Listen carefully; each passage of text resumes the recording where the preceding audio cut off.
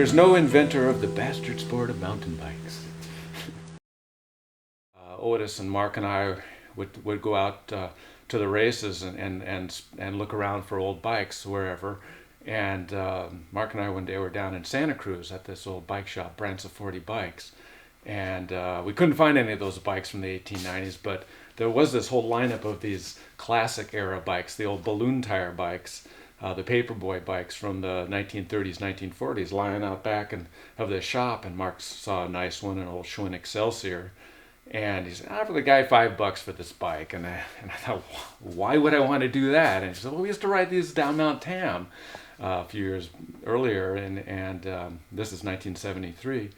And so I offered the guy $5, and he went for it, and I took it home. And Mark showed me this earlier bike he had, an old Schwinn, and I rode it down the street in Santa Fe, and there was Mt Tam in the background, and I thought, yeah, and this bike felt amazingly good. He had the tires pumped up and the little oil on the chain, I guess, and I always looked kind of askance when I saw my buddies at Tam High School riding these junkers to school.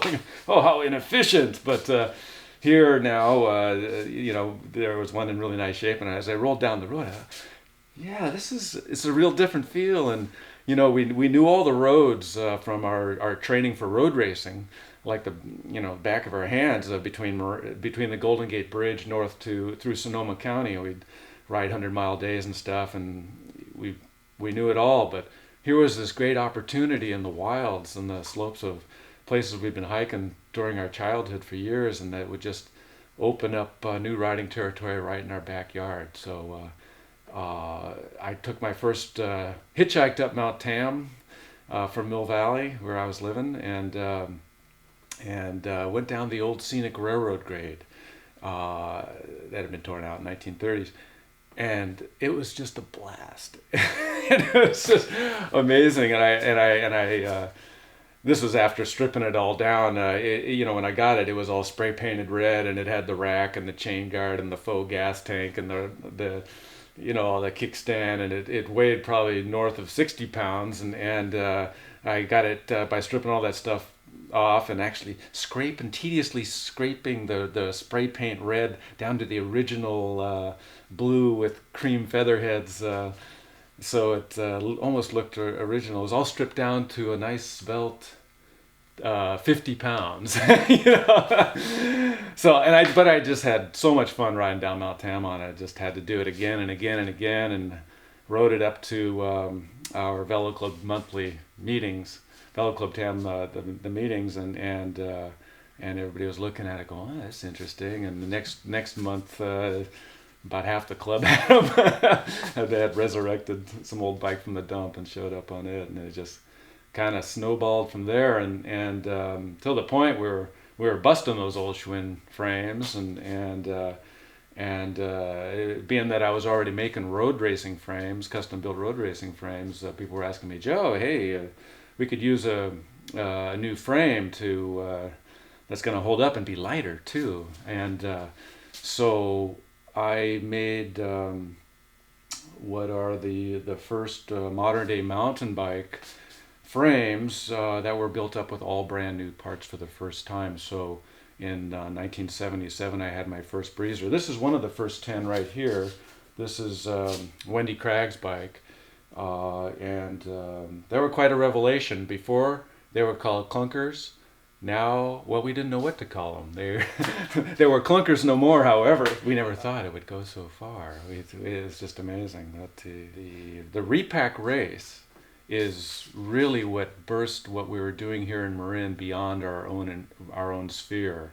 And there had been many such occurrences, or occurrences of riding fat tire bikes off-road all across the country, down to the local swimming hole, down the local mountain. Maybe they'd do it for a year or two, but then they'd go on to other things, and that would be that, and it wouldn't go outside their sphere. And that's what's so special about what happened here in Marin County, is it did go beyond their sphere, and Repack the race is really at the heart of that. That's what's responsible for getting all us who shared this enthusiasm for this new bike, who lived around Mt Tamalpais here in southern Marin, it got us all together on a regular basis to test our skills on the what's now the infamous Repack, or the famous Repack, and the infamous Repack, and to share our love for this new bike, and that it reached a critical mass where it got the right players involved to spread the news to other areas in the country and around the world eventually. So it was something that was really ripe to happen. But what happened in Marin, there's a direct link with mountain bikes of today. Similar things happen in other parts of the country, but it never reached that critical mass where it could go beyond their sphere, and that's what it took. So there is a direct lineage out of Marin County to the development of cycling, and it's first of all. Everybody wants an inventor of mountain biking, and there was no inventor. There was not one person who was like his brainstorm and he made the bikes and he ran with it and da da da. There are all these people who deserve credit for starting mountain biking, for getting it going, or people have been, and it says this right in the Birth of Dirt, and it's Gary Fisher has said it. Everybody said it. I mean, people have been riding off roads since bikes were invented. There were no roads, in 1819. So it really comes down to a whole lot of qualifiers, and qualifiers are not nearly as good as this person did all of it. It's a nice simple story. Everybody can get their head around it. No, really, it's like real life, and most all stories, they're rather complex. And mountain biking is right in that category. So the Breezer number 1 was the very first bike that was built up with all brand new parts, where you had a shiny new bike for the first time. So that has qualifiers, but that's a pretty important bike, and a lot of people see that as the first mountain bike. It's not the first mountain bike really, but it's the one that people can understand as the first mountain bike, because it has this certain newness. They were clunkers no more. So that's how it is in every step of the evolution. And there was a time when Gary Fisher said he invented the mountain bike, and maybe it was more the Trek marketers who wanted that to be so, and maybe it was and it was certainly a stretch of the truth, and they were running with it with full page ads in magazines. But that's exactly where the line had to be drawn, because there were. What I didn't like about those 1995 ads or so, these full-page ads, I invented the mountain bike, I forget what it said, was that it cut everybody out of the loop.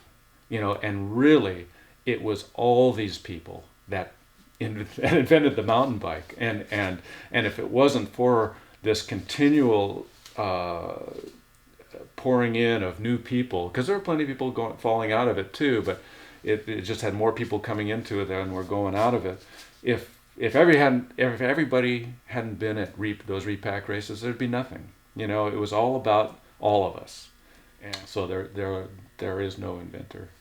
Sorry to say, there's no inventor of the mountain bike. There's no inventor of the bastard sport of mountain bikes.